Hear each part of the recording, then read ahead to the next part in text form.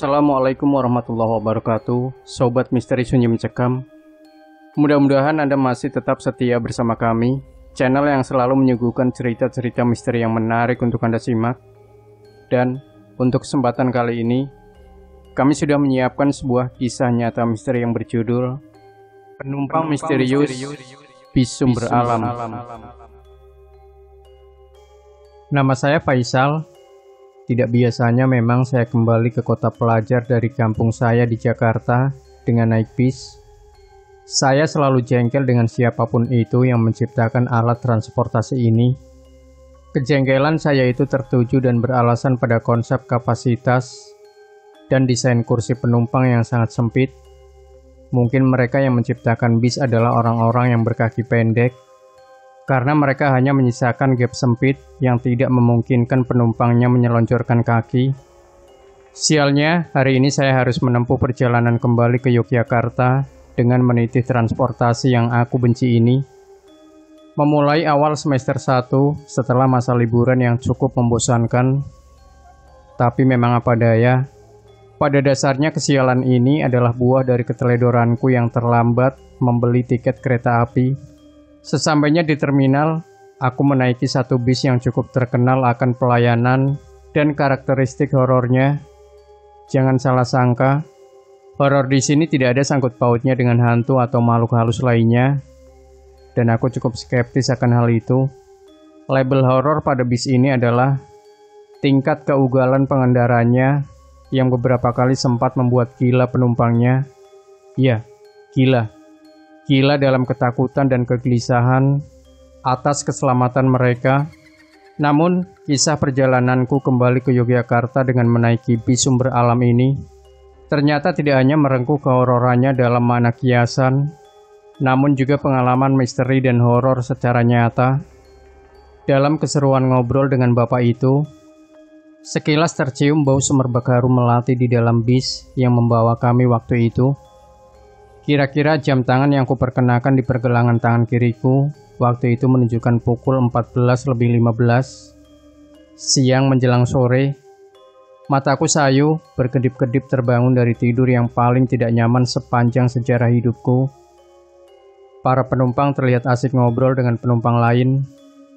Adapun mereka untuk membaur dan mencoba beramah tamah dengan seseorang lelaki separuh baya di sampingku.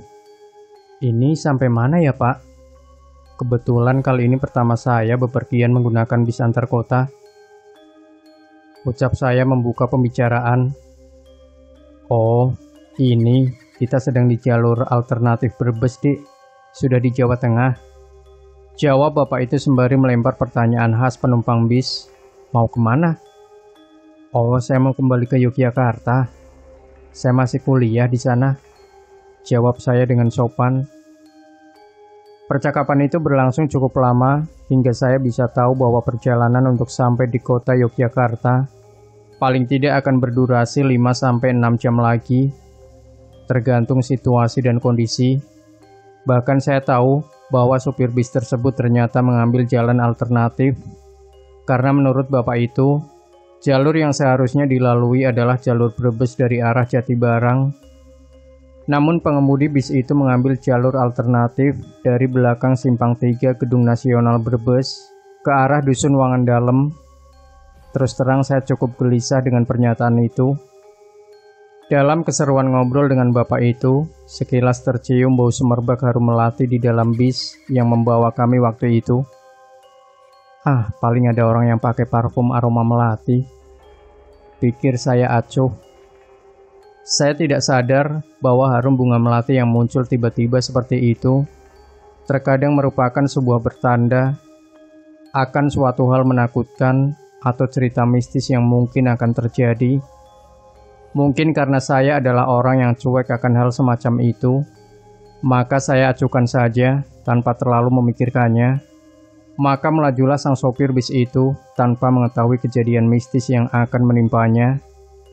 Cerita mistis yang akan saya ceritakan kali ini telah membuat saya berhasil menciptakan satu kata mutiara yang pastinya akan melekat pada diri saya. Jangan percayakan dirimu pada mereka yang tidak tahu apa yang mereka lakukan. Tentu saya bisa katakan bahwa kata-kata bijak ini berlaku juga ketika Anda melakukan perjalanan dalam bis. Benar saja, kegelisahan saya semakin menjadi-jadi. Perasaan dalam diri saya berkecamuk bahwa sesuatu yang salah akan terjadi.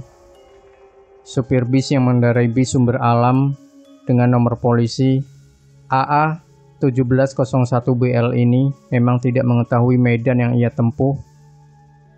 Kesalahan fatal supir bis Sumber Alam yang pada akhir cerita saya ketahui adalah melaju lurus ke arah barat ketika sampai di tembusan perempatan Dusun Terlangu, Brebes. Sedangkan jalan yang seharusnya dilalui adalah mengambil belokan ke kiri ke arah Jatibarang. Tanpa sadar, supir bis ini mengarahkan saya dan puluhan penumpang lain menuju Jalan Buntu Desa Terlangu. Sebenarnya sebelum salah jalur itu, ada kejadian yang juga tak kalah aneh terjadi. Karena diliputi rasa bingung, supir dan kondektur bis Sumber Alam itu menghentikan laju bis yang dikemudikannya untuk bertanya pada orang yang sedang duduk di pinggir jalan. Ada keanehan dari sosok orang yang ditanya arah jalan tersebut. Dia menggunakan jubah hitam yang membuatnya cukup misterius. Perkataan yang keluar dari orang itu juga terkesan datar dan tanpa ekspresi. Terlebih harum semerbak aroma melati kembali tercium oleh indera saya. Karena tempat duduk saya cukup dekat dengan kursi kemudi supir, saya sedikit menguping pembicaraan mereka. Pembicaraan itu intinya adalah agar supir menepikan bisnya terlebih dahulu dan jangan tergesa-gesa, supaya bisa leluasa, karena badan jalan yang ada di sekitar tempat itu tergolong sempit. Sejurus ketika supir bis hendak menepikan bis, ada dua penumpang dalam bis yang berkata kepada supir bis tersebut, "Lurus saja mas, ada jalan tol alternatif ke arah Jogja di depan," kata mereka tampak yakin. Merasa aman karena ada penumpangnya yang ternyata mengetahui seluk-beluk jalan alternatif tersebut, maka melajulah sang sopir bis itu tanpa mengetahui kejadian mistis yang akan menimpanya. Jalan semakin gelap, namun bis ini sudah tak kunjung menemukan penghujung jalan yang dilaluinya. Dia terus berjalan dan berjalan. Kegelisahan para penumpang nampak jelas terlihat. Waktu sudah menunjukkan pukul 16:35 sore. Sore yang entah kenapa terlihat sangat sunyi. Hanya suara aliran sungai dan sedikit decit-decit badan bis yang tergoyang oleh sisi jalan menjadi melodi penawar sepi saat itu. Cerita mistis dan kengerian yang terjadi itu pun berlanjut ketika bis yang saya dan puluhan penumpang naiki itu kemudian mengambil jalan menanjak. Jalan itu adalah sebuah tanggul di sisi Sungai Pemali. Kami bertanya-tanya dalam hati dan banyak pertanyaan-pertanyaan di kepala kami. Di mana ini? Apakah kita tersesat? Benarkah ini jalannya? Sampai kemana ujung jalan ini? Hanya saja tak terlukis ekspresi cemas dari supir bis tersebut. Memang suatu hal yang anomali. Azan maghrib terdengar sayup-sayup, jalan semakin gelap. Namun bis ini seolah tak kunjung menemukan penghujung jalan yang dilaluinya. Bis ini terus melaju melewati tanggul sungai yang cukup terjal itu. Dari kejauhan ada temaram lampu jalan yang tidak terlalu terang. Diarahkanlah bis yang saya tumpangi itu ke sana, ke arah jalan yang menurun. Busa! Terdengar suara nyaring dari sisi kanan badan bis. Saya dan penumpang lain takut. Bis berhenti sejenak kehilangan kendali untuk melanjutkan perjalanan. Beberapa penumpang menjadi panik. Beberapa mulai memanjatkan doa-doa. Tak berhenti sampai di situ, ketika sopir bis Sumber Alam yang kami tumpangi tersebut kemudian berkata dengan spontan, "Loh, kok jalannya jadi kayak gini? Ini di mana ya? Perasaan tadi lewat jalan tol deh," ujar supir itu seolah-olah dia tidak pernah ada di balik kemudi bis beberapa jam yang lalu. Tergambar jelas raut wajah gamang pada supir itu. Kondektur berusaha tetap tenang dan memutuskan untuk memeriksa sumber suara tadi. Ternyata satu ban belakang bis terperosok ke dalam sebuah selokan yang tidak terlalu dalam di sisi jalan turunan tanggul tersebut. Beberapa orang berinisiasi untuk membantu mendorong, Untungnya tak lama kemudian, bis sudah bisa melanjutkan perjalanan. Raut wajah supir bis terlihat berbeda dibanding ketika kita menyusuri tanggul tersebut. Dia lebih terlihat fokus dan berhati-hati. Bis melaju pelan sampai tiba di jalan alternatif yang seharusnya. Dalam perjalanan tersebut, bahkan bis ini sempat menyerempet sebuah gapura bertuliskan Kampung Gotong Royong yang kemudian rubuh karenanya. Sesudah mencapai jalan alternatif, sopir menepikan bis untuk break sebentar. Sejenak sebelum turun, sopir itu menengok kanan dan kiri di beberapa bangku penumpang. Wajahnya nampak bingung bercampur takut. Perlahan dia bertanya kepada kami para penumpang, "Mbak sama masnya tadi yang ngasih penunjuk jalan di mana ya?" Saya dan para penumpang lain saling bertatapan, tapi tidak ada yang menjawab. Tidak ada yang merasa pernah memberikan petunjuk jalan kepada Pak Sopir sebelumnya. Dua orang yang mengatakan kepada supir untuk melaju lurus ke arah barat ketika sampai di perempatan Dusun Terlangu secara misterius menghilang tanpa jejak. Momen hening itu pun berbuah bulu kuduk yang tidak bisa berhenti merinding, bersama kucur keringat dingin yang memadah getar sekujur badan kami.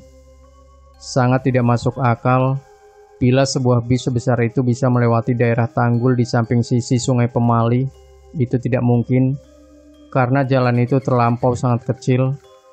Namun supir bis mengaku bahwa sebelum bis terperosok dalam selokan jalan, dia ingat sedang melewati jalan tol yang mulus. Bahkan supir itu mengaku melihat beberapa buah restoran di kiri kanan jalan tol tersebut. Tidak ada yang tahu persis siapa sebenarnya dua orang penumpang misterius yang menunjukkan jalan kepada supir tersebut. Apakah mereka adalah hantu atau makhluk astral yang berniat untuk menyesatkan manusia? Tidak ada penjelasan yang bisa dinalar oleh logika atas hal itu. Yang ada hanya para penumpang yang menjadi saksi pengalaman misteri yang pastinya tidak akan pernah mereka lupakan seumur hidup. Demikian Sobat Misteri Sunyi Mencekam, jangan lupa tinggalkan komentar Anda, like, share video ini, subscribe channel Sunyi Mencekam, dan kembali nantikan cerita-cerita misteri terbaru dari kami. Wassalamualaikum warahmatullahi wabarakatuh.